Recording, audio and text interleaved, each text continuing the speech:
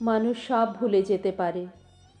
রাগারাগি, ভুল বোঝাবুঝি, ঝগড়া, তর্ক বিতর্ক, মন খারাপ ইত্যাদি সময়ের সাথে সাথে সব ভুলে যেতে পারে।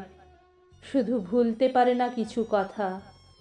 প্রিয় মানুষের মুখ থেকে নিজের ব্যাপারে শোনা কিছু কিছু কথা, যা মানুষের ভেতরে বাজতে থাকে অদৃশ্য টেপ রেকর্ডারের মতো। বুকের ভেতর কোনো তীক্ষ্ণ ফলার মতো বিঁধে থাকে সব অপমান।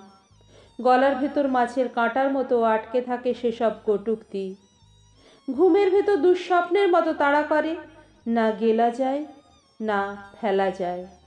একটা সময় পর সব আঘাত মিলিয়ে যায় ধীরে ধীরে, আবার হাসি ফুটে ওঠে মুখে। দিব্যি থাকি আমরা।